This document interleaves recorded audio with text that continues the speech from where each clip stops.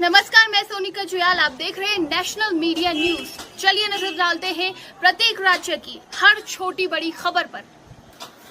वर्षा ऋतु आगमन ही मानसून ने दस्तक दे दी है, जिसको लेकर उत्तराखंड सरकार पूरी तरह अलर्ट मोड पर नजर आ रही है। मौसम विभाग द्वारा उत्तराखंड में भीषण बारिश के अनुमान के तहत कुछ क्षेत्रों में रेड अलर्ट घोषित कर दिया गया है, जिसको लेकर उत्तराखंड सरकार के मुखिया पुष्कर सिंह धामी के निर्देश पर उत्तराखंड आपदा सलाहकार समिति के उपाध्यक्ष विनय रोहेला कुमाऊं क्षेत्र में 3 दिवसीय दौरे पर निकल पड़े। आपदा प्रबंधन सलाहकार समिति के उपाध्यक्ष विनय रोहेला के आगमन व जनपद उधम सिंह नगर में आपदा प्रबंधन की बैठक के बाद जसपुर काशीपुर क्षेत्र का सिंचाई विभाग कुछ हरकत में आया और आपदा से निपटने के लिए वह आगामी बरसात में बाढ़ की तरह से क्षेत्र को बचाए जाने कार्य कवायद शुरू कर दी है, जिसके तहत जसपुर विधानसभा क्षेत्र के अति संवेदनशील क्षेत्र ग्राम पूरनपुर, राजपुर नदी, चीनी मिल क्षेत्र में फीका नदी के भ्रामक रूप को रोकने की कवायद को लेकर पूर्व वर्षों की तरह इस वर्ष भी राजपुर पूरनपुर को जोड़ने वाले बंधों पर पिचिंग कार्य शुरू कर दिया गया है, जिसको लेकर ग्राम प्रधान पूरनपुर ने आपत्ति जाहिर करते हुए कहा कि हर वर्ष पिचिंग की जाती है।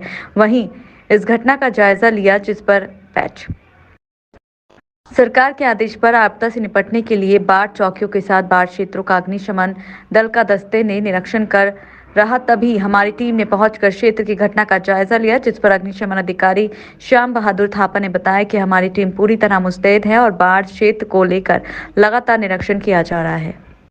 मिलता रहता है हमें कि जैसे कोई आपदा आती है या कोई भी अग्नि दुर्घटना, कोई बाढ़, ये सब काम हमारा होता है। और इसीलिए हमने जो बाढ़ चिन्हित क्षेत्र हैं तो उसमें हमने जाके देखा, ये ग्राम है राजपुर, तो राजपुर में आगे देखा तो राजपुर में गांव डूब जाते हैं। और ये आप देख ही रहे हैं, पूरी नदी ऐसी आती है और पूरी कटान हो रहा है और अब बगल में नादही है और यहाँ पर स्कूल के बच्चे वगैरह हैं, इनका रेस्क्यू करना पड़ जाता है। कभी कभार स्कूल बच्चे पढ़ के आते हैं, उनको निकालना पड़ता है।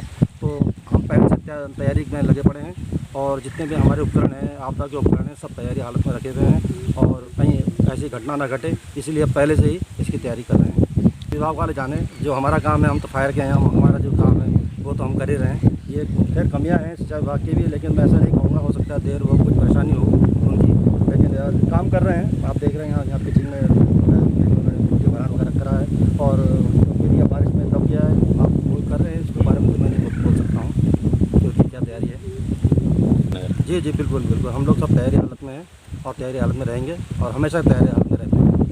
हमारे कर्मचारी भी ट्रेन कर्मचारी हैं, वो भी सब तैयारी हालत में रहते हैं। और ये बगल में बाढ़ चौकी है, बाढ़ चौकी में भी उनके कर्मचारी रहते हैं, एसडीआरएफ के, जो भी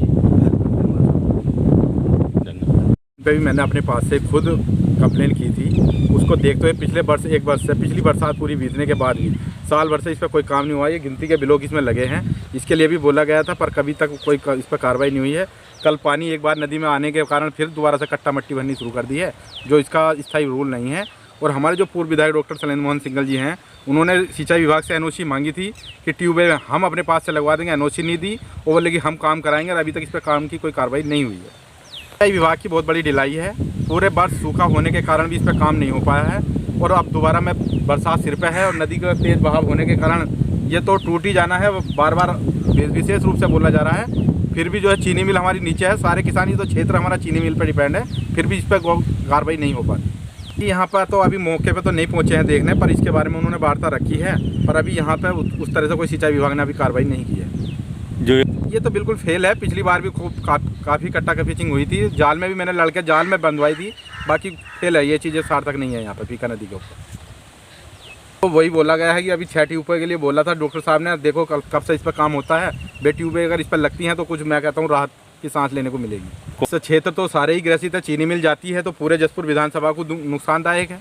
सबसे बड़ी तो चीनी मिल है हमारे क्षेत्र की। इसके नीचे राजपुर, पूरनपुर, नादई, ये सभी जो है, फिर नीचे बॉर्डर का क्षेत्र लगता है, हरकिशनपुर है, जाफराबाद है, कई गाँव इसके क्षेत्र के कागारपुर पर खड़े हैं।